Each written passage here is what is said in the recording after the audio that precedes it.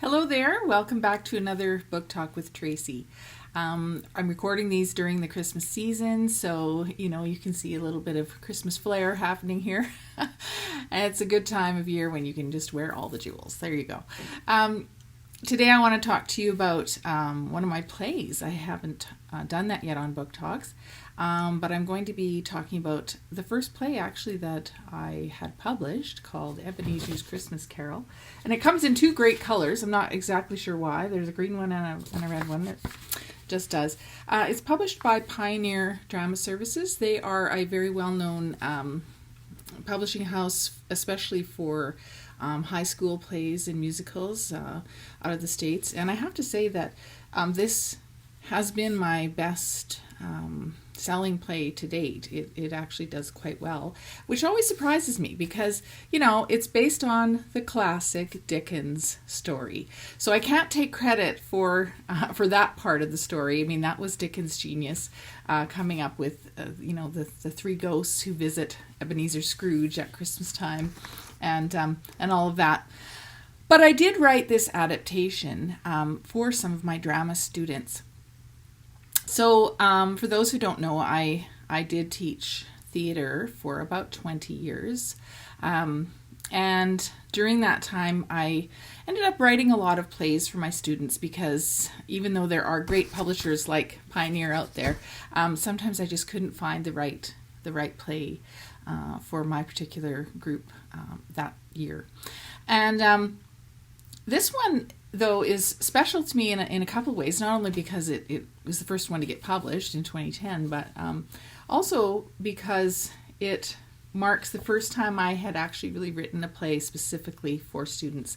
So a little bit of backstory. I started teaching drama on the heels of someone who was an amazing drama teacher, and she had put on, she was well known in the community for putting on these really big productions with a lot of smoke and mirrors, if I can put it that way, lots of tech things, and they even, she would get government grants and things like that and take the kids on tour.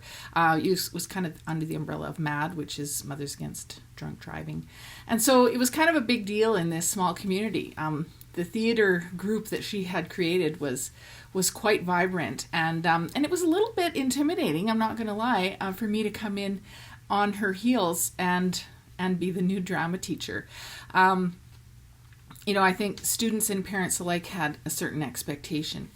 But one of the things that I wanted to do was to just kind of get back to the roots of putting on really good plays, because even though those productions were really awesome, they were more focused on sort of the event, if I can put it that way. There was a lot of singing, dancing, and special effects and things like that, usually with that social message that went along with MAD.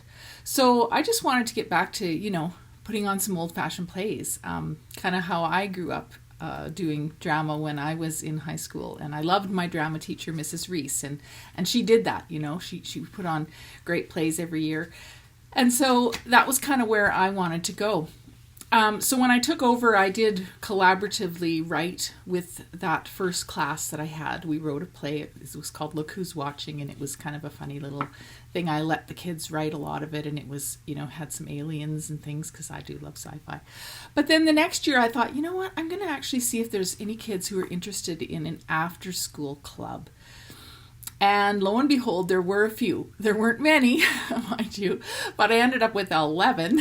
And some of them were even, imported from the elementary school. They were in grade 7 or something, in order to get enough. So I had this really small group, but they were really enthusiastic. And there were a few in the group that were quite talented in terms of acting, and they had this good experience that they'd had over the last few years with their other teacher. And so it was a really, really great little core group. And so I said, should we put on a Christmas play? Like, wouldn't that be fun? We'll do a Christmas Carol. And they were like, yeah, let's do it. And so I started researching scripts, and I ordered a whole bunch of different versions. And none of them they just didn't suit us. First of all, we were a small group. Like, we had to pull this off with just a really small group of people. And then the other thing was a lot of them were really dry, or they were trying to be maybe stick too close to the original, or, there wasn't a lot of humor. It was very dramatic. And so I just thought, I'm just going to see what happens. I'm just going to write something for these guys. And so I did, with them in mind, because I knew that Olaf, who was, I think he was in grade 11 at the time or something. Anyways, I knew he was really strong and that he'd be able to carry that part of Ebenezer Scrooge with a lot of lines. And Lauren, who was another really strong actor, I thought, you know what, she'll be able to be all three ghosts, like, and then that could be a funny line in there where they go, oh, you remind me of somebody. Oh, that's my cousin, or whatever. And she was so good at ad-libbing and like improv, so she would just throw in some really funny lines, which actually made it into the script. And there were others, Priscilla, who was just really dedicated in terms of her knowledge and her commitment, and then she was really good at acting, so she became Marley, plus a few other things. And I had Carly, who was doubling as the stage manager and sang, because she was a lovely singer, and she was Mrs. Fezziwig. So I had these few that were really strong, and then I had, others who were less experienced, so those parts were small, and like I said, I even pulled in a few kids that were quite young, who later became my core group. But it was super fun, and I really wanted to inject some humor into it, and that's what happened. So it ended up being just a great play. I was really sad that the kid I had lined up to videotape didn't show up during the performances, so that was kind of a bummer. But other than the fact that I don't have videotaped evidence, it was really wonderful, and it just spurred that little group on. So we became bigger and bigger over the next few years, and until I had 35 kids in the after school drama group myself.